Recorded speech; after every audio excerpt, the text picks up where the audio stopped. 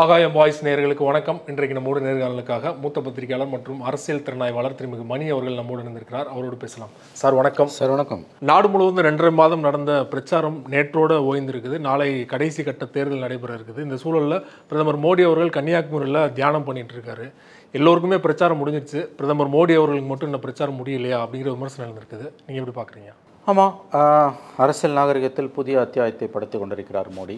தேர்தல் கமிஷன் வேடிக்கை பார்த்து கொண்டிருக்கிறது. இது மறைமுகமான தேர்தல் பிரச்சாரம் தான். ஆனால் இதை தியானம் பண்ணுறது தப்பு கிடையாது, அதை யாரும் கேட்குறதில்ல. தொலைக்காட்சிகளை எப்படி அதை ஒளிபரப்ப முடியும்னு கேட்டிங்கன்னா அந்த இடத்துல எலெக்ஷன் கமிஷன் மௌனம் சாதிக்குது. அப்பட்டமாக மதத்தை வச்சு நடத்தக்கூடிய பிரச்சாரம் இது.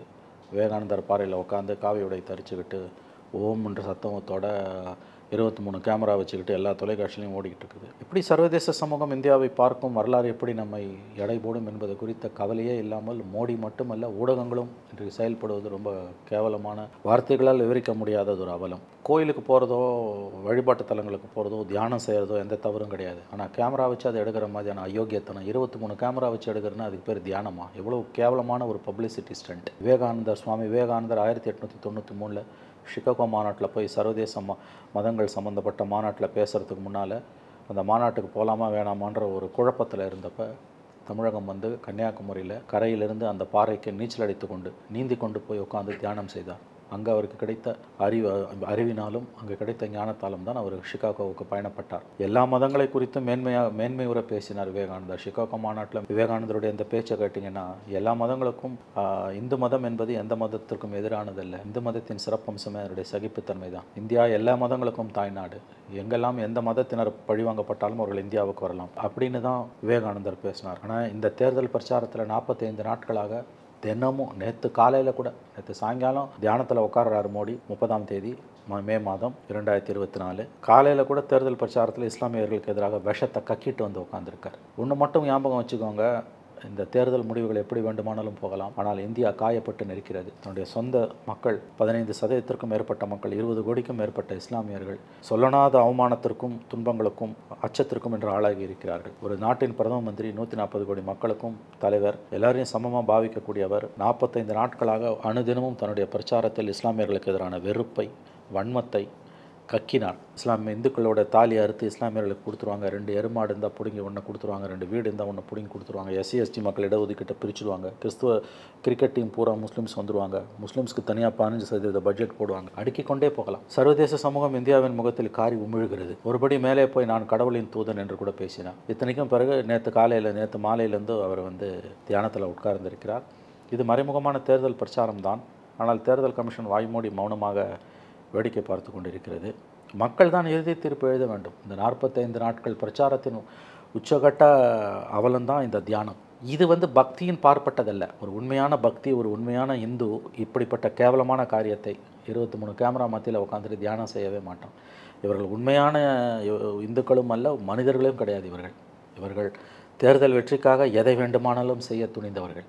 எந்த எல்லைக்கும் இவர்கள் போவார்கள். இந்த 45 நாட்கள் பிரச்சாரத்தில் மோடி பேசிய பேச்சுக்களுக்கு பிறகும் இந்திய மக்கள் பாஜகவுக்கு வாக்களித்து மோடியை மீண்டும் பிரதமராக அந்த நாற்காலியில் அமர்த்தினால் நாம் பேசுவதற்கு எதுவும் இல்லை என்று தான் எனக்கு தோன்றுகிறது. இது அவலத்தின் உச்சம். அரசியலமைப்பு சாசனம் உருவாக்கி இருக்கக்கூடிய பிரதம மந்திரியின் இருக்கை ஆங்கிலத்தில் சொல்வதென்றால் the institutional prestige of the prime minister's chair. அதற்கு தான் கிஞ்சித்தும் தகுதி இல்லாதவர் என்பதை மோடி மீண்டும் மீண்டும் நிரூபித்துக் கொண்டிருக்கிறார். இந்த 45 நாட்கள் தேர்தல் பிரச்சாரத்திற்கு பிறகும் அவர் பேசிய பேச்சுக்களுக்கு பிறகும் இந்த தியானத்தை விட்டு தொலைங்க, இதை கூட மன்னிச்சிடலாம். அதில் டெலிகாஸ்ட் பண்ணுறது தான் நம்ம தப்புன்னு சொல்கிறோமே ஒழிய அவர் தியானம் பண்ணுறதை வந்து நம்ம தப்பு சொல்ல. இதே மகாத்மா காந்தி சமாதியில் டெல்லியில் ராஜ்காட்டில் போய் மோடி தியானம் பண்ணி அதை 24 மணி நேரமும் டெலிகாஸ்ட் பண்ணால் யாரும் கேட்க போகிறது கிடையாது. ஆனால் ஒரு மதம் சார்ந்த குறியீடாக இருக்கக்கூடிய விவேகானந்தர் பாறையில் உட்கார்ந்தவர் பண்ணுவதும், அதை காவி உடை தரித்து உட்கார்ந்திருப்பதை 23 கேமரா வச்சு விதவிதமாக ஷாட் எடுத்து போடுவதும் கண்டிப்பாக மறைமுகமான தேர்தல் பிரச்சாரம் தான். ஆனால் இதை கூட நாம் மன்னித்து விடலாம். இதை விட ஆபத்தானதாக உருவெடுத்திருப்பது கடந்த 45 நாட்களாக மோடி பேசிய அந்த பேச்சுக்கள். எல்லா வினைக்கும் ஒரு எதிர்வினை உண்டு. இந்த பேச்சு, மோடியின் இந்த பேச்சுக்களுக்கு ஏதாவது எதிர்வினை இல்லாமல் போனால் அது நாம் செய்த, இந்தியர்கள் செய்த புண்ணியம் என்று தான் கருத வேண்டும். சொந்த மக்கள் 15% மக்களுக்கு எதிராக யாராலையும் கற்பனை கூட செய்து பார்க்க முடியாத பேச்சுக்களை எல்லாம் அவர் பேசியிருக்கிறார். வட இந்தியாவில், குறிப்பாக வட இந்தியாவில் இருக்கக்கூடிய இந்துக்களில் பெரும்பாலானவர்களின் ஆழ் மனதில் இருக்கக்கூடிய ஏதோ ஒரு மூலையில் ஒட்டி கொண்டிருக்கக்கூடிய இஸ்லாமிய வெறுப்பை அனிதினமும் தட்டி தட்டி எழுப்பினார் மோடி. ஆகவே இந்த தேர்தல் பிரச்சாரம், 45 நாட்கள் தேர்தல் பிரச்சாரத்தில் விதைக்கப்பட்ட இந்த விதைகள், இந்த விஷ வித்துக்கள் நாளைக்கு எப்படி உருவெடுக்கப் போகின்றன, எப்படி வளர்ந்து மரமாக போகின்றனவா அல்லது விதையிலேயே அவை கருகி போகின்றனவா என்பதுதான் நாம் கவனிக்க வேண்டிய விஷயம். மீண்டும் சொல்லுகிறேன், ஜூன் 4ஆம் தேதி தேர்தல் முடிவுகள் எப்படி வேண்டுமானாலும் போகலாம். மோடி மீண்டும் வெற்றி பெற்று 3வது முறையாக பிரதமராக கூட ஆகலாம், அல்லது ஆட்சி மாற்றம் கூட ஏற்படலாம். என்ன நடக்கும் என்று நமக்கு தெரியாது. தேர்தல் முடிவுகள் எதுவாக இருந்தாலும் மக்கள் அதை ஏற்றுக்கொள்ளத்தான் வேண்டும். அதுதான் அடிப்படை ஜனநாயக பண்பு.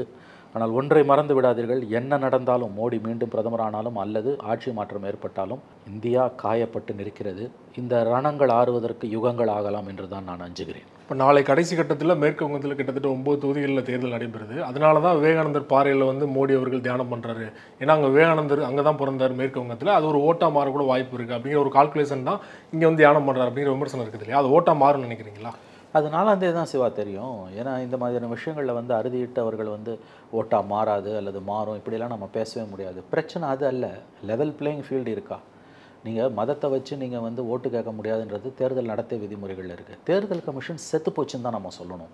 நடத்தை விதிமுறைகளை அமல்படுத்துவது வரையில் அந்த ஆங்கிளில் நீங்கள் பார்த்தீங்கன்னா completely election commission is dead.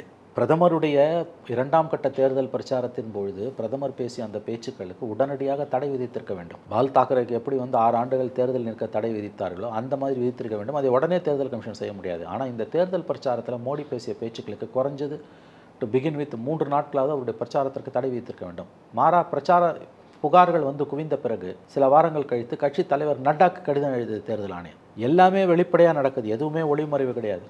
மதத்தை வச்சு மோடி பிரச்சாரம் அனுதினமும் செஞ்சாருன்றது எல்லோருக்கும் தெரிந்த, ஒரு குழந்தைக்கு கூட தெரிந்த விஷயம். தேர்தல் கமிஷன் வாய்மூடி மௌனியாக இருக்கிறது. எதற்காக தேர்தல் கமிஷன் இப்படி இருக்குது? ஓய்வு பெற்ற உச்சநீதிமன்ற நீதிபதி ஒருவர் சொன்னது போல தேர்தல் கமிஷன் சாட்டையை சுழற்றி இருக்க வேண்டும். முதல்லையே மோடியின் பிரச்சாரத்திற்கு தேர்தல் ஆணையம் நடவடிக்கை எடுத்திருந்தால் இந்த அளவுக்கு போயிருக்கிறது வாய்ப்புகள் குறைவாக இருக்கலாம். ஆனால் தேர்தல் ஆணையம் மோடியின் காலடியில் உட்கார்ந்து இருக்கிறது. ஆக இந்த எலெக்ஷனில் இருக்கக்கூடிய இந்த லெவல் பிளேயிங் ஃபீல்டுன்றது டோட்டலாக இல்லை. மதத்தை வைத்து கீழ்மட்ட தலைவர்கள் 3ஆம் கட்டத்தில் 4ஆம் கட்டத்தில் இருக்கக்கூடிய தெருமுனை பேச்சாளர்கள் ஜாதி மதத்தை வச்சு ஓட்டு கேட்டான்னா அது புரிந்து கொள்ளக்கூடியது. எல்லா தேர்தல்களையும் நடக்கக்கூடிய அட்டூழியம். ஆனால் ஒரு தேசத்தோட பிரதம மந்திரி நேற்றைக்கு மன்மோகன் சிங்கோட அந்த அறிக்கை கடிதம் நீங்கள் பார்த்தீங்கன்னா ரொம்ப அழகாக இருக்கும். நீங்கள் பார்த்திருப்பீர்கள் என்ற நம்ப. அரசியல்லேருந்து ஒதுங்கினதுக்கு அப்புறமா பெரிய அளவில் இந்த மாதிரி காட்டமான விமர்சனம் வந்ததே இல்லை. அவர் வந்து உடல்நலம் காரணமாக குன்றி இருக்கிறார். அரசியலேருந்து ஒதுங்கலை, உடல்நலம் காரணமாக குன்றி இருக்கிறார். கடந்த மாதம் ஏப்ரலில் அவர் ராஜ்யசபாவிலேருந்து ஓய்வு பெற்றார் 36 ஆண்டுகள் கழித்து. அவர் தெளிவாக சொல்கிறாரு, இந்திய வரலாற்றில் எந்த பிரதமரும் செய்யாத மோசமான காரியத்தை நரேந்திர மோடி செய்தார். மதத்தை வைத்து பிரச்சாரம் செய்தார். நான் மதத்தை வைத்து பிரச்சாரம் செய்கிறேன் இப்போ என்று சொல்லுகிறார்கள். அது இல்லை, அது மொத்தமாக பிஜேபியோட குத்தகை. அது ரொம்ப அழகாக அவர் அந்த ஸ்டேட்மெண்ட்டில் சொல்லியிருக்காரு டாக்டர் மன்மோகன் சிங். பிரதம மந்திரி இருக்கைக்குரிய மரியாதையை இந்த அளவுக்கு இந்தியாவில் எவருமே சிதைத்ததில்லை. ஒட்டுமொத்த இந்தியாவும் இன்றைக்கு கூனி குறுகி நின்று கொண்டிருக்கிறது.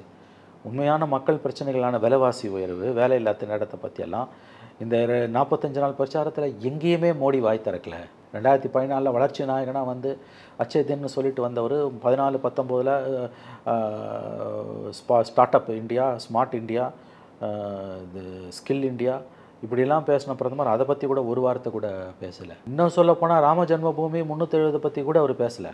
அயோத்தியாவில் ராமர் கோயில் கட்டினது 370 பற்றி கூட பேசலை. மாறா முஸ்லீம்களுக்கு எதிரான வெறுப்பை வந்து நன்கு திட்டமிட்டு ஒரு நாளைக்கு 4 கூட்டம் பேசினால் 4 கூட்டத்திலும் இஸ்லாமியர்களுக்கு எதிரான வெறுப்பை கக்கினார், விதையாக விதைத்திருக்கிறார். அது வளர்ந்து விருட்சமாக கூடாது என்பதுதான் எண்ணற்ற நல்லோரின் இதய குரலாக இன்றைக்கி இந்தியாவில் இருந்துக்கிட்டு இருக்குது. ஆகவே நான் கவலைப்படுவது என்னை பொறுத்த வரைக்கும் என்னென்னு கேட்டிங்கன்னா, 4ஆம் தேதி ரிசல்ட் கிடையாது. அது எப்படி வேணால் வந்துட்டு போட்டோம், எக்கேடோ கட்டு போட்டோம் இந்த அரசியல்வாதிகள். ஆனால் மோடி விதைத்த விதைகள் என்னவாக போகிறது? காயப்பட்டு இந்தியா காயப்பட்டு நிற்கிறது. அந்த காயத்துக்கு, அந்த ரணத்துக்கு மருந்து போட்டு ஒத்தடம் கொடுக்க போவது யார்? தேர்தல் முடிவுகள் எப்படி போனாலும் நாம் அனைவரும் இந்தியர்கள். தேர்தல் காலத்தில் நாம் பேசிய பேச்சுக்களுக்கு எந்த பெரிய அர்த்தமும் கிடையாது. ஒன்றுபட்டு நாம் அனைவரும் நாட்டின் முன்னேற்றத்திற்காக உழைப்போம். எவருக்கும் நான் பாரபட்சம் காட்ட மாட்டேன். எல்லோரையும் நான் வந்து என்னுடைய உடன் பிறந்தவர்களை தான் நினைப்பேன்ற ஒரு வார்த்தை ஏன் மோடி வாயிலேருந்து வரல? ஏன் வரல? இவ்வளவு கேவலமான கீழ்த்தரமான ஒரு அரசியல்வாதியை சுதந்திர இந்தியா பார்த்ததே இல்லை. மன்மோகன் சிங் நேற்று சொன்னது மாதிரி எந்த பிரதமரும் பேசாத பேச்சு அவர் பேசி கொண்டிருக்கார். இந்தியாவின் வரலாறு ஒரு தேர்தலோட முடிய போகிறதில்ல. 4ஆம் தேதி முடிவு. ஒருவேளை மோடி ஜெயிச்சு வராரு, உதாரணத்துக்கு வச்சுக்கோங்களேன், வரக்கூடாது நான் விரும்புகிறேன். ஒருவேளை மீண்டும் 3வது முறை மோடி ஜெயிச்சு கம்ஃபர்டபுள் மெஜாரிட்டியில் உட்காந்த இந்தியா அழிஞ்சிடுமா? சத்தியமாக கிடையாது. India will take it. London மாநகரத்தின் மீது 2ஆம் உலகப் போரின் போது ஜெர்மானிய விமானங்கள், ஹிட்லரின் ஜெர்மானிய விமானங்கள் குண்டு மாறி பொழியும் பொழுது வானொலியில் உரையாற்றிய அன்றைய பிரிட்டிஷ் பிரதமர் வின்ஸ்டன் சர்ச்சிலுடைய ஃபேமஸ் வேர்ட்ஸ் இது, லண்டன் வில் டேக் இட். அந்த மாதிரி இந்தியா வில் டேக் இட். 3வது முறையாக ஒருவேளை மோடி மீண்டும் பிரதமராக ஆனால், அந்த விபத்து வரலாற்றில் நிகழ்மை ஆனால், India will take it. And India will bounce back. ஒரு தேர்தலோட இந்தியா அழிஞ்சிடாது. ஆகவே இந்த நம்பிக்கை ஊட்டக்கூடிய அரசியல்வாதிகள் அன்ஃபார்ச்சுனேட்லி எதிர்க்கட்சி வரிசையிலும் இல்லை. மோடி கிட்ட அந்த வார்த்தை வராது, தேர்தல் வாஜ்பாய் கிட்ட அந்த கண்ணியம் இருந்தது. எனக்கு நன்றாக நினைவு இருக்கிறது, 99 தேர்தலில் அவர் வெற்றி பெற்று ஒரு ஓட்டில் எதிர்க்கட்சி ஜெயலலிதா சோனியா காந்திலாம் கவுக்குறாங்க. 99 ஏப்ரல் 17 கவர்மெண்ட்டு கவுந்துருது. செப்டம்பரில் எலெக்ஷனில் ஜெயிச்சு அவர் மீண்டும் பிரதமர் ஆகிறாரு. பிரதமர் ஆனவுடனே அவர் சொன்ன வார்த்தை ரொம்ப அருமையான வார்த்தை. தேர்தல் நேரத்தில் நாம் ஒருவர் எப்படி வேண்டுமானாலும் தாக்கி பேசி இருக்கலாம், அவற்றுக்கெல்லாம் எந்த அர்த்தமும் இல்லை, அவையெல்லாம் தேர்தல் நேர பேச்சுக்கள். இனிமேல் நாம் அனைவரும் ஒன்றாக சேர்ந்து உழைப்போம், பழையதை மறப்போம்னார். அந்த கண்ணியம், அந்த குறைஞ்சபட்ச நாகரிகமோ கண்ணியமோ மோடிக்கிட்ட இல்லை. அன்ஃபார்ச்சுனேட்லி மோடிக்கிட்டேருந்து எதிர்பார்க்க முடியாது. சரி, எதிர்க்கட்சிகள்கிட்ட இருக்குதா நான் கேட்குறேன். நீங்கள் தேர்தல் முடிவுகள் எப்படி வேணால் எல்லா சினாரியோக்கும் இன்றைக்கி நம்ம தயாராகணும். நமக்கு தெரியாது என்ன நடக்க போகுதுன்னு. மோடி 3வது முறையாக சிம்பிள் மெஜாரிட்டியில் உட்காரலாம். 2வது சினாரியோ மோடிக்கு ஒரு 40-50 சீட்டு குறைஞ்சு கூட்டணி சர்க்காரில் உட்காரலாம். 5 மாநில தேர்தலில் இதே மாதிரி தான் எல்லாருமே எதிர்பார்த்தாங்க. ஆப்போசிட்டாக வந்துடுச்சு. நமக்கு அதனால் அப்படியே இப்போ வரும்னு சொல்ல முடியாது. 50-60 சீட்டு குறைஞ்சு மோடி உட்காரலாம். அப்போ கொஞ்சம் ஆட்டம் ஆட்டங்கும். இல்லை 3வது வாய்ப்பு, 3rd ஆப்ஷன் இந்தியா பிளாக் பதவிக்கு வரலாம், ஆட்சி மாற்றம் ஏற்படலாம். எது நடந்தாலும் தேர்தல் முடிவுகள் எப்படி போனாலும் இந்தியாவில் பவுன்ஸ் பேக். அஞ்ச வேண்டாம், மோடி 3வது முறையாக பிரதமர் ஆனாலும் அஞ்ச வேண்டாம், நம்முடைய போராட்டம் தொடரும். நாம் அனைவரும் இந்தியர்கள் தான், நாம் ஒரு தாய் வயிற்று பிள்ளைகள் தான். ஒரு தேர்தல் வெற்றியோடு ஒரு தேசத்தின் தலைவிதி மாறவே மாறாது. இது ஓடிக்கொண்டிருக்கக்கூடிய ஜீவநதி போய்கிட்டே தான் இருக்கும். இது ஒரு தேர்தல் வெற்றியை வைத்து நீங்கள் இன்றைக்கு இந்தியாவின் வரலாறை, எதிர்காலத்தை அடைப்படாதீர்கள். Even if Modi wins, Modi மறுபடியும் 3வது முறை வந்தாலும் அஞ்சுவதற்கு எதுவும் இல்லை, நம்முடைய போராட்டம் தொடரும் அப்படின்னு ஒரு நம்பிக்கை வாக்கு கொடுக்கறதுக்கு எதிர்க்கட்சி தலைவர் வரிசையிலையும் ஒருத்தருமே இல்லையே. அந்த தலைவர் ஸ்டேச்சரில் யார் இருக்கா இன்றைக்கி இந்தியாவில்? ஓகே, மோடி வேணாம், ஃபைன். தேர்தல் முடிவுகள் எப்படி போனாலும் வாஜ்பாய் பிரதமராக சொன்னார். இன்றைக்கி பிரதமராக இல்லாமல் அந்த தகுதியில் இருக்கக்கூடிய தலைவர்கள் யாரும் கிடையாது. தேர்தல் முடிவுகள் எப்படி, என்னோடய பாயிண்ட் சிவா ஒன்று தான், சிம்பிள் சிவா. அதாவது தேர்தல் முடிவுகள் எப்படி போனாலும் அஞ்ச வேண்டாம். இந்த போராட்டம், இந்த எதேச்சாதிகாரத்துக்கு எதிரான போராட்டம், பெரும்பான்மை மதவெறிக்கு எதிரான போராட்டம் தொடரும். உழைக்கும் தட்டு மக்களுக்காகவும் சிறுபான்மையின மக்களுக்காகவும் நாங்கள் இருக்கிறோம். என்ன நடந்தாலும் எங்களுடைய போராட்டம் தொடரும், நாங்கள் கவலைப்பட மாட்டோம் அப்படின்னு சொல்கிறதுக்கான தலைவர்கள் யாருமே இன்றைக்கி இந்தியா பிளாக்ல இல்லையே. ஆனால் உறுதியாக நம்புறாங்க இல்லையா? 300 சீட்டுக்கு மேலே நாங்கள் மெஜாரிட்டி நம்பிக்கை எப்படி வேணா இருக்கலாங்க. 48 மணி நேரத்தில் யார் பிரதமர் முடிவு பண்ணுவோம் அப்படின்னு நடந்தால் நல்லது தான். நான் என்ன சொல்கிறேன், பட் எல்லா சினாரியோக்கும் நீங்கள் ரெடியாக இருக்கணும். ஏன்னா இன்றைக்கி பால் ஆஃப் க்ளூம் ஹஸ் டிசெண்டட் ஆன் இந்தியான்னு ஆங்கிலத்தில் சொல்கிறாங்க. ஒரு விதமான இருள் இந்தியா மீது கவிழ்ந்திருக்கு. ஒரு பக்கம் மோடி தான் ஜெயிக்கணும், ஜெயிச்சிருவார் நம்பக்கூடிய அவங்க ஆதரவாளர்கள், சங்கிகள், மோடியோட ஆதரவாளர்கள் எல்லாருமே சங்கிகள் கிடையாது, மோடி ஆதரிக்கிறவங்கள அந்த கூட்டம். இந்த பக்கம் என்னென்னா எப்படியாவது வாட்மே ஆட்சி மாற்றம் ஏற்பட்டே தீர வேண்டும், இல்லைன்னா இந்தியா காணாமல் போயிடும், அழிஞ்சிடும். நான் அந்த தொனியில் பேசக்கூடிய இந்தியா பிளாக், அதனுடைய கூட்டணி கட்சி தலைவர்கள் அபத்தமானதுன்ற நான் ரெண்டுத்துக்கும் மிடில்னா கண்டிப்பாக மோடி மாறணும், ஆட்சி மாற்றம் ஏற்படணும், மோடிக்கு ஓய்வு கொடுக்கணும். எந்த மாற்று கருத்தும் இல்லை. இந்தியா கூட்டணிக்கு ஒரு வாய்ப்பு கிடைக்கணுன்றதில் மனப்பூர்வமாக நான் விரும்புகிறேன். பட் இன்கேஸ் அது நடக்கலைன்னா பூமியை இருண்டு போன மாதிரி பேசாதீங்க. அதற்கான நம்பிக்கை குரல்கள் இப்பயே வரணும்ல. 4ஆம் தேதி முடிவுகள் எப்படி போனாலும் எங்கள் போராட்டம் தொடரும், நாங்கள் அஞ்ச மாட்டோம். பிரிட்டிஷ்காரனை எதிர்த்து போராடி 200 வருஷம் போதும் சுதந்திரம் கிடைச்சது. முடிவுகள் சிவா, முடிவுகள் போனாலும் அவங்க வாயிலிருந்து சொன்னா அப்போ நீங்களே பிஜேபி ஜெயிக்கணும்னு ஒரு முடிவு அப்படி சொல்லலைன்ற அப்படிங்கிற ஒரு கேள்வி அப்படி சொல்லலை. ஏன்னா இன்னைக்கு இது நல்ல பாயிண்ட். இது இல்லை சிவா, நான் என்ன சொல்ல வரேன்னா, நாம் வெற்றி பெறுவோம். ஒருவேளை நம்முடைய நம்பிக்கை தகர்ந்து போகுமே, ஆனால் நாங்கள் தளர மாட்டோம். முடிவுகள் எதுவானாலும் நாங்கள் ஏற்றுக்கொள்வோம், எங்களுடைய போராட்டம் தொடரும்ன்ற அந்த வார்த்தை ஏன் சொல்கிறதுக்கான ஒரு பெருந்தன்மை உள்ள ஒரு தலைவர் கூட இந்தியா கூட்டணியில் இல்லையே. நீங்கள் மோடிக்கு எதிராக ஒரு ஆல்டர்னேட்டிவாக காட்ட முடியல உங்களால், அது உங்களுடைய மிகப்பெரிய பலவீனம். சரி, தனிநபர்ன்ற முறையில் மோடிக்கு எதிராக ஆல்டர்னேட்டிவ் காட்ட வேணாம். ஒரு காமன் மினிமம் மேனிஃபெஸ்டோ இருக்குல்ல, குறைந்தபட்ச செயல் திட்ட தேர்தல் அறிக்கை, அதை உங்களால் இந்த தேர்தலில் வைக்க முடியல. அப்புறம் ஒரே ஒரு பொதுக்கூட்டம், அத்தனை எதிர்க்கட்சி தலைவர்களும் கலந்து கொண்ட தேர்தல் பொதுக்கூட்டம் இது வரைக்கும் நடந்ததா? ஏதாவது ஒரு நகரத்தில் நடந்ததா? இந்தியா பிளாக்கோட ஃபுல் ஃப்ளெஜ்டு எலெக்ஷன் ரேலி எங்கேயாவது நடந்ததா? எங்கேயுமே நடக்கலையே. அட்லீஸ்ட் ஒரு 4-5 மெயின் சிட்டிஸ்லேயாவது நீங்கள் நடத்திருக்கணும்ல. அப்போ எதுவுமே இல்லாமல் காற்றுல கோட்டை கட்டுற மாதிரி போய் உட்காந்துக்கிட்டு 48 மணி நேரத்தில் பிரதம மந்திரி அறிவிப்பு பண்ணுறதெல்லாம், மம்தா வரமாட்டேன்றாங்க அந்த கூட்டத்துக்கு. மறந்துடாதீங்க, மம்தா இல்லாமல் இந்தியா பிளாக் இல்லை. 42 சீட்ஸ். பெங்காலில் லாஸ்ட் டைம் அவங்க ஜெயிச்சது 22, பிஜேபி 18, காங்கிரஸ் 2. குறைஞ்சது 25 சீட்டாவது மம்தா அடிப்பாங்கன்றாங்க இந்த தடவை. இப்போ மம்தா இல்லாமல் அந்த கூட்டம் எப்படி நடக்கும்? அவங்க மனதில் என்ன இருக்குன்னு நினைக்கிறீங்க? Well, she is a mercurial politician. அவங்க ரொம்ப கணிப்பதற்கு மிகவும் சவால் நிறைந்த ஒரு பெண்மணி. அவங்க எல்லா பிராந்திய கட்சிகளுமே அவங்களோட நலனை தான் பார்ப்பாங்க. இந்த தேர்தல் முடிவுகள் ஒருவேளை பிஜேபிக்கு சாதகமாக அமைந்தால், ஒருவேளை மோடி 3வது முறையாக பதவியில் அமர்ந்தால், மோடி சிம்பிள் மெஜாரிட்டியில் உட்காந்துடுறாருன்னு வச்சுக்கோங்க, கூட்டணியோட உட்காந்தா வேறு மாதிரி சிம்பிள் மெஜாரிட்டியில் 272 ப்ளஸ் வந்து உட்காந்துடுறாருன்னா இப்போ இந்தியா கூட்டணியில் இருக்கக்கூடிய எல்லா பிராந்திய கட்சிகள் திமுக உட்பட இதே அளவு மோடி எதிர்ப்பை பிஜேபி எதிர்ப்பை காட்டுவார்களா என்றால் அது $1 மில்லியன் கொஸ்டின். தங்களுடைய அரசியலைத்தான் அவர்கள் பார்ப்பார்கள். ஆனால் மோடி கூட்டணியோடு வராருன்னு வச்சுக்கோங்க, அவருக்கு ஒரு 40-50 சீட்டு குறையுது, கூட்டணியோடு வராருன்னா அப்போ கண்டிப்பாக வந்து இந்த பிராந்திய கட்சிகள் வந்து ஆன்டி பிஜேபி ஸ்டாண்டில் உறுதியாக இருப்பதற்கு வாய்ப்புகள் இருக்குது. ஐ திங்க் இது எல்லாமே depends on June 4th. Right sir. நம்ம மேற்கு வங்க தேர்தலுக்கு மோடி அவரோட தியானம் அப்படிங்கிறத நம்ம பார்த்துக்கிட்டாலும் ஒடிசா தேர்தலில் பார்த்தீங்கன்னா சட்டமன்ற தேர்தலோடு தான் சேர்ந்து வருது. தமிழர் வி.கே. பாண்டியனை தொடர்ச்சியாக பேசிகிட்டு இருக்காங்க. ஒரு தமிழர் வந்து ஒடிசாவை ஆள நினைப்பதா அப்படின்லாம் சொல்லிட்டு இருக்காங்க இல்லையா? இது எந்த அளவுக்கு எடுப்பட நினைக்கிறீங்க? உச்சபட்சமாக போய் முதல்வருடைய வந்து உடல்நல குறைவுக்கு ஒரு சதி இருக்குது பின்னணியில். எப்படி வந்து இங்கே சசிகலா அவர்களை குறி வச்சாங்களோ ஜெயலலிதா இதில், அதே மாதிரி வந்து நம்ம எப்படி புரிஞ்சுக்கிறது? இல்லை, அங்கே வி.கே. பாண்டியன் இஷ்யூ வந்து ரொம்ப காம்ப்ளிகேட்டட் இஷ்யூ. வி.கே. பாண்டியன் ஒரு திறமையான அதிகாரி, 2000 பேட்ச் ஐஏஎஸ் ஆஃபீஸர், பஞ்சாப் கேடரில் அலாட் பண்ணாங்க. அதுக்கு பிறகு அவருடைய மனைவி வந்து குஜராத் ஆஃபீஸர்ன்றனால அவருக்கு பஞ்சாப் கேடர் மாற்றி ஒரிசா கேடர் கிடச்சி. அதே ரொம்ப ரேராக தான் கொடுப்பாங்க யூபிஎஸ்சியில் கேடர் சேஞ்சு. இது 2000 நடந்தது, 24 இயர்ஸ் முன்னால். அவர் முதல்ல கலெக்டராக பதவியேற்றது கலஹண்டின்ற மாவட்டம். கலஹண்டி வந்து வறுமையால் வாடிய மாவட்டம். 30 ஆண்டுகளுக்கு ராஜீவ்காந்தி பீரியடில் கலஹண்டின்ற மாவட்டத்தில் சாப்பாட்டுக்கு வழி இல்லாமல் வறுமையால் மனித உயிர்கள் பறிப்போயின. கலஹண்டின்னு கூகுள் பண்ணிங்கன்னா வந்து விடும். அந்த கலஹண்டியில் வந்து மாவட்ட கலெக்டராக இவர் போகிறாரு நம்முடைய பாண்டியன். அங்கே நிறைய சீர்திருத்தங்களை செய்கிறாரு. அதன் பிறகு சம்வேர் 2003 or 2004 வந்து அவர் வந்து நவீன் பட்நாயக்குடைய சொந்த மாவட்டம், அந்த மாவட்டம் பெயர் மறந்துச்சு, அங்கே கலெக்டராக போய் திறம்பட செயல்படுறதால அதிகார மட்டத்தில் அவருடைய புகழ் பரவுகிறது. 2011-12 நவீன் பட்நாயக்கோட தனி செயலராக உருவெடுக்கிறார். அப்படியே கொஞ்சம் கொஞ்சமாக வந்து அங்கே ஒரு அதிகார மையமாகவே அவர் மாறிவிடுகிறார். எங்கள் ஒடிசாவை பொறுத்த வரைக்கும் திறமையான அதிகாரி. ஆனால் ஒடிசா முதலமைச்சர் நவீன் பட்நாயக்குடன் அவருக்கு இருக்கக்கூடிய நெருக்கம் என்பது ஒடிசாக்குள்ள அதிகார மட்டத்திலும் அரசியல்வாதிகள் மட்டத்திலும் சிவில் சமூகத்திலுமே ஒரு வெறுப்பை உண்டாக்கி இருக்குது. அது என்னன்னு கேட்டிங்கன்னா 2 விஷயம். ஒன்று, எக்ஸ்ட்ரா கான்ஸ்டியூஷனல் அத்தாரிட்டிஸ் வந்தாங்கன்னா அவங்க மேலே இருக்கக்கூடிய ஒரு வெறுப்பு. ஏன்னா அதிகார மையமாக யாராவது வராங்கன்னா அதை ஏன் எதிர்க்கிறோன்னா, அவங்க வந்து நாளை எந்த பிரச்சனை வந்தாலும் தப்பிச்சிருவாங்க. மாட்டிக்கிறது முதலமைச்சர் தான் மாட்டிப்பார். இங்கே எப்படி நடந்ததோ தமிழ்நாட்டில் அந்த மாதிரி.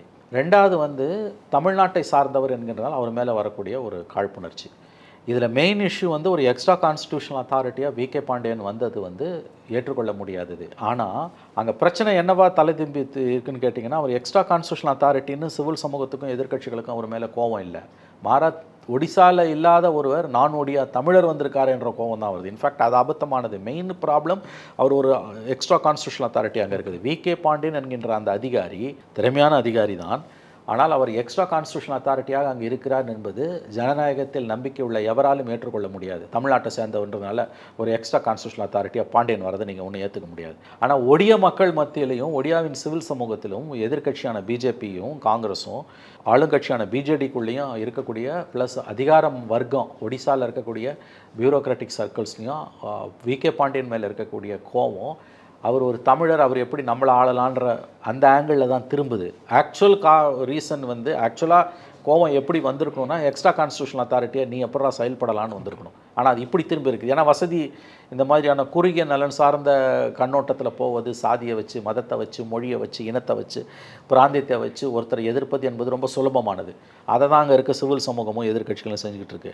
வி.கே. பாண்டியன் ஒடிசாவோட வளர்ச்சியில் முக்கிய பங்காற்றி இருக்கிறார் என்பதில் எந்த சந்தேகமும் இல்லை. இன்ஃபேக்ட் அவரை பற்றி வரக்கூடிய மிக நல்ல சுவையான ருசிகரமான தகவல்கள்லாம் பார்த்தீங்கன்னா ஆச்சரியமாக இருக்குது. அதாவது அர்பன் சென்டர்ஸில் நகர்ப்புறங்களில் இருக்கக்கூடிய அறிவுஜீவிகள், மிடில் கிளாஸ் பீப்புள் அவரை வெறுக்கிறாங்க, கோவப்படுறாங்க அவர் மேலே. இவர் யார், ஒரு தமிழை வந்து ஒரிசா வாழ்கிறதான். ஆனால் கிராமப்புற மக்கள் மத்தியில், சமூகத்தின் ஒடுக்கப்பட்ட மக்கள் மத்தியில் வி.கே. பாண்டியனுக்கு ஒரு நல்ல பேர் இருக்குது. உதாரணத்துக்கு அங்கே வந்து இந்த பள்ளி குழந்தைகளில் வந்து பெண் கல்விக்கு பள்ளிக்கூடத்தில் 12ஆம் கிளாஸுக்கு படிக்கிற குழந்தைக்கு, பெண் குழந்தைக்குன்னா ஆண்டுக்கு 14,000 ரூபாயும், ஆண் குழந்தைக்குன்னா 11,000 ரூபாயும் வந்து கல்வி உதவித்தொகை கொடுக்கப்படுது. இதெல்லாம் வந்து கீழ்த்தட்டு மக்கள் மத்தியில் ரொம்ப ஒரு வரவேற்பு பெற்றிருக்குது. அவர் தமிழராக இருந்தால் என்ன நல்லது செய்கிறார் இல்லைன்னு. ஸோ அந்த அளவுக்கு வந்து ஒரு டவுன் டு எர்த் ஆஃபீஸராக இருந்திருக்காரு. ஆனால் ஒரு ப்ராப்ளம் என்னென்னு கேட்டீங்கன்னா, தமிழ்நாட்டிலேருந்து போகிறனால அந்த கல்விக்கு எவ்வளோ முக்கியத்துவம் அப்படிங்கிறது இருக்கலாம் மேபி அது இருக்கலாம். ஒரு தமிழர்கின்ற முறையில் அவருடைய தனித்திறமைகள் அந்த இதெல்லாம் வந்து அவருக்கு காமராஜர் காலத்துலேருந்து இங்கே இருக்கக்கூடிய மாற்றங்களோட முன்னேற்றம், மாற்றங்களுடைய அந்த முக்கியத்துவமும், எம்ஜிஆர் கொண்டு வந்த மதிய உணவு திட்டத்தால் அதெல்லாம் வந்து அவர் இம்ப்ரெஸ் பண்ணியிருக்கலாம். அவர் எதனால் பண்ணாருன்றது டிபேட்டபிள். அது அவங்களுக்கு பிடிச்சதை கூட பேசிக்கலாம். அங்கே விஷயம் என்னென்னு கேட்டிங்கன்னா, அவர் வந்து ஒடியா அவர் சர்வீஸுக்கு வந்த பிறகு ஒடியாவில் வந்து மக்கள் நலத்திட்டங்கள், குறிப்பாக கல்வி சார்ந்த விஷயங்களும் சுகாதாரமும் வந்து அடித்தட்டு மக்களுக்கு போய் சேர்றதுக்கு பெரிய அளவில் விகே பாண்டியன் வந்து ஒரு காரணகர்த்தாவாக இருந்திருக்கிறார்ன்றது உண்மை. அவர் மட்டுமே செய்யலை, அவர் ஒரு முக்கிய காரியகர்த்தாவாக இருந்திருக்காருன்றாங்க. அதே மாதிரி ஸ்போர்ட்ஸ் மாதிரியான விஷயங்களில் வந்து மிகச்சிறந்த வேர்ல்டு கிளாஸ் ஹாக்கி ஸ்டேடியம் அங்கே திறக்கப்பட்டிருக்கிறது. இப்போ அங்கே வேர்ல்டு கப்பெல்லாம் நடந்தது. இந்தியாவில் எந்த மாநிலத்திலும் நடக்காது, இத்தனைக்கும் பின்தங்கிய மாநிலம் ஒடிசா. ஸோ விகே பாண்டியனோட ரோலுன்றது வந்து அந்த அட்மினிஸ்ட்ரேஷன்லையும் பிஜேடியோட நலத்திட்ட உதவிகள் வழங்குறதுலையும் ஒரு கணிசமான பங்கு இருந்திருக்கு. ஆனால் நெகட்டிவ் சைடு என்னென்னு கேட்டிங்கன்னா, அவர் ஒரு எக்ஸ்ட்ரா கான்ஸ்டியூஷனல் அத்தாரிட்டியாக ஒடியா அரசியலில் ஒடியா நிர்வாகத்தில் இருக்கிறார் என்பது உண்மை. அதை வந்து யாராலையும் ஏற்றுக்கொள்ள முடியாது. தமிழ்நாட்டை சேர்ந்த ஒருத்தன் இன்னொரு மாநிலத்தில் போய் அவர் கோலோச்சுகிறார் என்னும் பொழுது தமிழன்ற ஒரே காரணத்துக்காக அவர் ஒரு எக்ஸ்ட்ரா கான்ஸ்டியூஷனல் அத்தாரிட்டியாக சசிகலா ஜெயலலிதா ஆட்சியில் சசிகலாவோட ரோலை விகே பாண்டியன் நவீன் பட்நாயக் பீரியடில் பண்ணுறாருன்னா அது ஏற்றுக்கொள்ளக்கூடியது கிடையாது. தமிழன்ற காரணத்துக்காக அதை வந்து நீங்கள் ஒன்றும் ஏற்றுக்கொள்ள முடியாது. அங்கே இருக்கக்கூடிய அவர் மீதான விமர்சனம் புரிந்து கொள்ளக்கூடிய விமர்சனம், நியாயமான விமர்சனம். பட் இன்ட்ரெஸ்டிங்லி அங்கே இருக்கக்கூடிய பாண்டியனுடைய எதிர்ப்பாளர்கள், நவீன் பட்நாயக்கை எதிர்க்கக்கூடியவர்கள், விகே பாண்டியனுக்கு அதிக முக்கியத்துவம் கொடுப்பதை எதிர்க்கக்கூடியவர்கள் ஒரு எக்ஸ்ட்ரா கான்ஸ்டியூஷனல் அத்தாரிட்டியாக எவன் வந்தாலும் அதை எதிர்க்கணும். ஆனால் அவர்கள் தமிழன் என்ற காரணத்தால் எதிர்ப்பதும் அதை குறுகிய நலன் சார்ந்து பிராந்திய இனவாதமாக பார்ப்பதும் வந்து அபத்தமானது. ஆனால் அது எல்லாருக்குமே அங்கே பிடிக்குது. சராசரி ஒடிய மக்களுக்கு அது பிடிக்குது. இன்னொரு ஸ்டேட்டில் அது வந்து இவன் யார் நம்மளை ஆள்றதுன்ற, இவர் யார் நம்மை ஆள்வது என்பது. இதில் வந்து அமித்ஷா மோடி பண்ண தவறு, மிகப்பெரிய பிழை என்னன்னு கேட்டிங்கன்னா, பிஜேபியில் ஒடிசாவில் இருக்கக்கூடிய பிஜேபி லோக்கல் லீடர்ஸோ அல்லது ஒடிய மக்களோ அல்லது பிஜேடி லீடர்ஸோ அல்லது எக்கட்சியும் சாராதவர்களோ அல்லது சிவில் சர்வன்ஸோ ஒரு தமிழன் வந்து இந்த அளவுக்கு இங்கே வந்து எங்களை இன்ஃப்ளூயன்ஸ் பண்ணலாமான்னு கேட்டால் அது புரிந்து கொள்ளக்கூடியது. ஞாபகம் வச்சுக்கோங்க, நம்ம ஊரில் அப்படி நடந்ததுன்னா நம்ம அதை கேட்போம், கண்டிப்பாக கேட்போம்.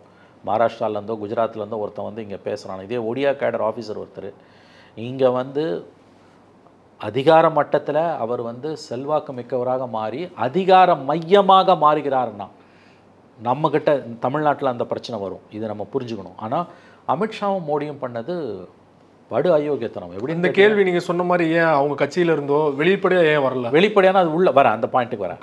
இங்கே பிரச்சனை என்னென்னா, அமித்ஷா மோடி வந்து ஒரு பிரதம மந்திரியும் உள்துறை அமைச்சரும் ஒரு தமிழ்நாட்டுக்காரன் ஒடியா வாழலாமா என்பது அபத்தமானது. ஏன்னா ஏக இந்தியான்னு பேசக்கூடியவர்கள் எல்லோருக்குமானவர்கள், இவங்க அதை பேசக்கூடாது. இது ரொம்ப குறுகிய நலன் சார்ந்தது. லோக்கல் பிஜேபி அது பேசுகிறாங்க, அது புரிந்து கொள்ளக்கூடியது, பேச தான் செய்வாங்க அவங்க. பிஜேடிக்குள்ளே அது வந்து ஒரு மிக்சடு பேக்காக தான் இருக்குது. பிஜேடிக்குள்ளே கடுமையான ஒரு பிஜு ஜனதா தளத்துக்குள்ளே பாண்டியனுக்கு எதிராக கடுமையான ஒரு எதிர்ப்புணவு இருக்குது, ஒரு சைலண்ட் சப்போர்ட்டும் அவருக்கு இருக்குது. ஆனால் நேற்றைக்கு வந்து மோடி வந்து நேற்றைக்கு முன்தினம் தன்னோட உச்சகட்ட வாதம் வழக்கம் போல் வாயில் வந்ததெல்லாம் பேசின மோடி, பிளவுவாதத்துக்கு தலைவராக இருக்கக்கூடிய மோடி, டிவைடர் இன் சீஃப்னு எழுதினான் எக்கானமிஸ்டில். அங்கே போய் என்ன பேசினார், நவீன் பட்நாயக்கோட உடல்நலம் குன்றி இருக்கிறது, அது சதி இருக்குது, நான் வந்து ஆட்சிக்கு வந்தேன்னா விசாரிப்பேன். அப்பட்டமான அவதூறு. உடனே அவர் பதில் கொடுக்குறார் நவீன் பட்நாயக்கு, உங்களுக்கு சந்தேகம்னா எங்கிட்டயே ஃபோன் பண்ணி கேட்கலாமே, நீங்கள் எதுக்கு வந்து இந்த மாதிரி எல்லாம் பேசுகிறீங்க? அதை பற்றியும் மோடி கவலை கிடையாது. அதாவது வந்து சேர்த்த வாரி அடிக்கணும். ஃபார் அமித்ஷா அண்ட் மோடி எலெக்ஷனுக்காக என்ன வேணால் பேசுவாங்க, என்ன வேணால் செய்வாங்க. பிகாஸ் பாலிடிக்ஸ்ன்றது அவங்கள பொறுத்த வரைக்கும் it starts and ends with electoral victory. So Odia விவகாரத்தில் தமிழர்கள் மீது மோடியும் அமித்ஷாவும் வைத்த தாக்குதல் என்பது அங்கே விகே பாண்டியன் இஷ்யூவில் ஒட்டுமொத்த சிவில் சமூகத்துக்கும் ஒரு அதிருப்தி இருக்குது. ஒட்டுமொத்த சிவில் சமூகம்னா பெரும்பாலான சிவில் சமூகத்துக்கு அண்ட் பியூரோக்ரஸியில் ஒரு கணிசமான பகுதியினருக்கு, பிஜேடிக்கு உள்ள ஒரு கணிசமான பகுதியினருக்கு விகே பாண்டியன் மேலே ஒரு கோவம் இருக்குது.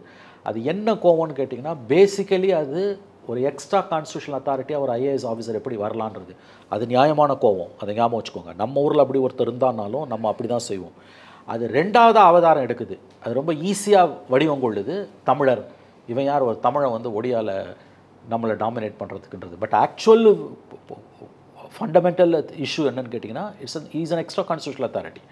ஒரு தேர்ந்தெடுக்கப்பட்ட முதலமைச்சரை யாரும் சந்திக்க விடாமல் தடுப்பதும், ப்ரைவேட் செக்ரட்டரின்ற முறையில் சீஃப் செக்ரட்டரியோ டிஜிபியோ அல்லது துறை சார்ந்த அமைச்சர்களோ பார்க்கவே முடியாது விகே பாண்டியனோட அனுமதி இல்லாமல் என்ற நிலை அங்கே இருக்கிறது. அது ஏற்றுக்கொள்ளத்தக்கது அல்ல. எப்படி அந்தளவுக்கு ஒரு பவர் சென்டர் உருவாகிறாரு? அதுக்கான பதில் யாருக்கிட்டையும் இல்லை. Naveen Patnaik is a bachelor, திருமணமாகாதவர். இவர் விகே பாண்டியன் ப்ரைவேட் செக்ரட்டரியாக வந்த உடனேயே அவர் வீட்டுக்கெல்லாம் ரெகுலராக போக ஆரம்பித்தார். நவீன் பட்நாயக்கின் மனதை விகே பாண்டியன் எப்படி கொள்ளை கொண்டார் என்பது நவீன் பட்நாயக்குக்கும் விகே பாண்டியனுக்கு மட்டும்தான் தெரியும், மற்றவங்க யாருக்கும் தெரியாது. அதனால் இந்த ப்ராக்சிமிட்டி, இந்த செல்வாக்கு விகே பாண்டியனுக்கு எப்படி வந்தது என்பதற்கு யாரிடமும் தரவுகள் இல்லை. நான் சொல்கிறது, அவர் அங்கே இன்றைக்கி ஒரு எக்ஸ்ட்ரா கான்ஸ்டியூஷனல் அத்தாரிட்டியாக இருக்கார். அதுதான் உண்மை. அதற்காக அவர் மீது சிவில் சமூகத்தின் ஒரு கணிசமான பகுதியினருக்கும், பியூரோக்ராட்ஸ் அதிகார வர்க்கத்தில் பெரும்பாலானவர்களுக்கும், பிஜேடி கட்சிக்குள்ளேயே பலருக்கும், பிஜேபி காங்கிரஸ் உள்ளிட்ட எதிர்க்கட்சிகளுக்கும் கடுமையான கோபம் இருக்கிறது. அது நியாயமான கோபம். ஏன்னா ஒரு தேர்ந்தெடுக்கப்பட்ட முதலமைச்சரை ஒரு தனிநபர் யார் அவரை சந்திக்கலாம் சந்திக்கக்கூடாது, including chief secretary and DGP, யார் சந்திக்கலாம் சந்திக்கக்கூடாது என்று ஒரு தனிநபர் தீர்மானிக்கிறார் என்றால் அது ஜனநாயகத்துக்கு நல்லதல்ல. அப்படிப்பட்ட அதிகார மையமாக ஒரு தமிழர் இருக்கிறார் என்பது நாம் பெருமைப்பட வேண்டிய விஷயம் கிடையாது. வேண்டுமானால் நீங்கள் வெட்கி தலை குனியலாம். அதனால் தமிழன்ற காரணத்துக்காக வி.கே. பாண்டியனோட அந்த எக்ஸ்ட்ரா கான்ஸ்டியூஷனல் ரோலை எவரும் ஆதரிக்க முடியாது. அது ஒரு பக்கம். ஆனால் அந்த அங்கே இருக்கக்கூடிய இப்போ நம்ம சொல்லக்கூடிய அந்த எதிர்ப்பாளர்களுக்கு அவர் எக்ஸ்ட்ரா கான்ஸ்டியூஷனல் அத்தாரிட்டின்னு வந்த கோபம் எப்படி வடிவம் கொள்ளுதுன்னா, ஒரு தமிழன் நம்ம வந்து இங்கே நம்மளை டிக்டேட் பண்ணலாம், ஏன் ஒடியாக்காரன் டிக்டேட் பண்ணால் உனக்கு இனிக்குமா, அப்பயும் தப்புது. பட் வேறு ஸ்டேட்டுன்றதுனால அது வந்து ரொம்ப ஈஸியாக மேனிஃபெஸ்ட் ஆகுது உங்களுக்கு. இதுதான் அதில் இருக்க இஷ்யூ. பட் இந்த ஹோல் இஷ்யூவை அமித்ஷாவும் மோடியும் பேசின முறை வந்து கண்டனத்துக்குரியது, தவறு. ஏன்னா ஏக இந்தியாவுக்கும் பிரதமராகவும் உள்துறை அமைச்சராகவும் இருப்பவர்கள் ஒரு பிராந்தியவாதத்தை பேசுறது என்பது அபத்தமானது, தவறானது, ரொம்ப ரொம்ப அவலமானது. ஆனால் தேர்தல் வெற்றிக்காக அவங்க எதை வேணால் பேசுவாங்க. இன்னொரு விஷயத்தை நான் சொல்கிறேன். இப்போது நீங்கள் மோடி அமித்ஷா பேசின தவறுன்னு எடுத்துக்கிட்டாலுமே நவீன் பட்நாயக் சமீபத்தில் கொடுத்த பேட்டியில் வெளிப்படையாக சொல்லிட்டார் இல்லையா, என்னோட அரசியல் வாரிசு பாண்டியன் கிடையாது. ஃபைன், நல்லது. வெளிப்பாடு தானே அவங்களோட வெளிப்பாடு அவரை கமிட் பண்ண வச்சுட்டாங்க. இன்னொரு விஷயம் நான் சொல்கிறேன் கேளுங்க. இவங்க எல்லாம் இப்போ தமிழ்நாட்டில் வி.கே. பாண்டியனை தூக்கி வச்சு கொண்டாடுறதெல்லாம் அபத்தமானது. வி.கே. பாண்டியன் பிஜேபிக்கும் ஆர்எஸ்எஸ்க்கும் நெருக்கமானவர். இதை புரிஞ்சுக்கோங்க. எதன் அடிப்படையில் சொல்லுங்கள்? எதன் அடிப்படையில்னு கேட்டு நான் நல்ல கேள்வி இது. 2 மாத காலம் வந்து பிஜேடிக்கும் பிஜேபிக்கும் பேச்சுவார்த்தை நடந்தது. ஸ்பெஷல் ஃப்ளைட்டில் பாண்டியன் டெல்லிக்கு போய் அமித்ஷாவோடலாம் பேசிட்டு வந்தார், நட்டாவோடலாம் பேசிட்டு வந்தார். தேர்தல் உடன்படிக்கை ஏற்படுத்துறது. ஏன்னா 21 parliament seats and assembly seats, I think 170+ அந்த மாதிரி இயர் அண்ட் தேர். அந்த அளவுக்கு அப்போ நெருக்கமாக இருக்கும்போது வி.கே. பாண்டியனை பற்றி ஒரு எக்ஸ்ட்ரா கான்ஸ்டியூஷனல் அத்தாரிட்டி ஒரு தமிழை ஒடியா வாழலாமான்னு பிஜேபிக்காரன் வாயிலேருந்து வரல, அதிகாரப்பூர்வமாக வரல, அமித்ஷா மோடி வாயிலேருந்து வரல. ஒன்று. 2வது பாயிண்ட் சொல்கிறேன் கேளுங்க. அவர் பிஜேபிக்கு நெருக்கமானவர் என்பதற்கு ரொம்ப முக்கியமான நான் ஒரு பாயிண்ட் உங்களுக்கு சொல்கிறேன். சில விஷயங்களை நீங்கள் வந்து ஆங்கிலத்தில் சொல்லுவாங்க, you have to understand it from other way ரவுண்டுன்னு. நேரடியாக புரிஞ்சிக்க முடியாது, அதர் வே ரவுண்டு நீங்கள் புரிஞ்சுக்கலாம். வி.கே. பாண்டியன் தன்னுடைய ஐஏஎஸ் பதவியை ராஜினாமா செய்கிறார் ஒரு தேர்தல் நேரத்தில். இந்த தேர்தல் நேரத்தில் ஒரு 2 மாதங்களுக்கு முன்பு, 2-3 மாதங்களுக்கு முன்பு. 24 இயர்ஸ் சர்வீஸு, 2000 பேட்ச் அவர். அந்த ராஜினாமா கடிதம் 3 நாட்களில் ஏற்றுக்கொள்ளப்படுகிறது. ஒரு ஃப்ரைடே ராஜினாமா பண்ணுறாரு, மண்டே அன்னைக்கு இட் வாஸ் அக்செப்டட். இந்த விஷயத்தை நீங்கள் எப்படி பார்க்கணுன்னா, in fact Odisha state of Odisha வந்து BJP non BJP ruled state. Non BJP ruled ஸ்டேட்டில் இருக்கக்கூடிய நான் பிஜேபி பொலிட்டிக்கல் பார்ட்டியில் முக்கியத்துவம் வாய்ந்த ஒருவர், கட்சியில் சேர போகிறோன்னு எல்லாருக்கும் தெரியும். அவங்க ராஜினாமா கடிதத்தை அவ்வளோ சீக்கிரமாக சென்ட்ரல் கவர்மெண்ட் ஏற்றுக்காது. இன்னும் சொல்லப்போனால் சிலரோட ராஜினாமா கடிதத்தை பல வருடங்கள் ஏற்றுக்கொள்ளாமல் அதன் மூலமாக அவங்க கரியரே கொலாப்ஸ் ஆகி கிடக்குது. அவங்க அரசியலுக்கும் வர முடியல, நிர்வாகத்துக்கும் போக முடியல. சிலரை வந்து நிர்பந்தித்து மறுபடியும் ராஜினாமாவை வாபஸ் வாங்க வச்சுருக்காங்க. உதாரணத்துக்கு அந்த ஒரு பேர் மறந்து போச்சு எனக்கு, ஜம்மு காஷ்மீரில் ஒரு ஐஏஎஸ் ஆஃபீஸர் 2015-16 அவர் ஐ திங்க் வந்து சிஐஏக்கு பிறகு என்னமோ ராஜினாமா பண்ணார். ஐ திங்க் 2019 நினைக்கிறேன். அவர் ராஜினாமா பண்ண பிறகு அவருடைய ராஜினாமா ஏற்றுக்கொள்ளப்படவில்லை. 3 ஆண்டுகள் கழித்து, இன்னும் அவருடைய 4 ஆண்டுகள் கழித்து அவருடைய ராஜினாமாவே he was forced to withdraw, திரும்ப வாங்கி கொண்டார். மறுபடியும் சர்வீஸுக்கு போயிட்டார். அவர் பேர் மறந்துச்சு. நம்முடைய சசிகாந்த் செந்தில், கர்நாடகாவை சேர்ந்த இப்போ காங்கிரஸ் கேண்டிடேட் திருவள்ளூரில். சசிகாந்த் செந்திலுடைய ராஜினாமா 2008 பேட்ச், கர்நாடகா பேட்ச். அவருடைய ராஜினாமாவை வந்து கிட்டத்தட்ட எனக்கு தெரிந்து 3-4 ஆண்டுகள் கழித்து தான் வந்து ஏற்றுக்கிட்டாங்க, உடனே ஏற்றுக்கல. ஆச்சா. கேரளாவில் இதே மாதிரி சசியோட ராஜினாமா பண்ண அதே காலகட்டத்தில் 2020 சசி ராஜினாமா, 2019 இதே சிஐஏக்கு பிறகு ராஜினாமா பண்ண கேரளாவை சேர்ந்த கண்ணன் நினைக்கிறேன் அந்த அதிகாரி பேர், சப்ஜெக்ட் டு கரெக்ஷன் ஒரு அதிகாரி. ஐ திங்க் அவருடைய ராஜினாமா இன்னமும் ஏற்றுக்கொள்ளப்படவில்லை, சப்ஜெக்ட் டு கரெக்ஷன். அப்படியே அது இருந்தாலும் 4 வருஷம் பொறுத்து தான் ஏற்றுக்கொள்ளப்பட்டது. இன்னொரு அதிகாரி, இப்போ அவருடைய பேர் எனக்கு மறந்துடுச்சு, ஐ திங்க் ஜம்மு காஷ்மீர் நினைக்கிறேன். அவர் தேர்தலில் போட்டி போடுறாரு, அவருடைய நாமினேஷனை ரிஜெக்ட் பண்ணுறாங்க. ஏன்னா அவருடைய ராஜினாமாவை மத்திய அரசு ஏற்றுக்கொள்ளவில்லை.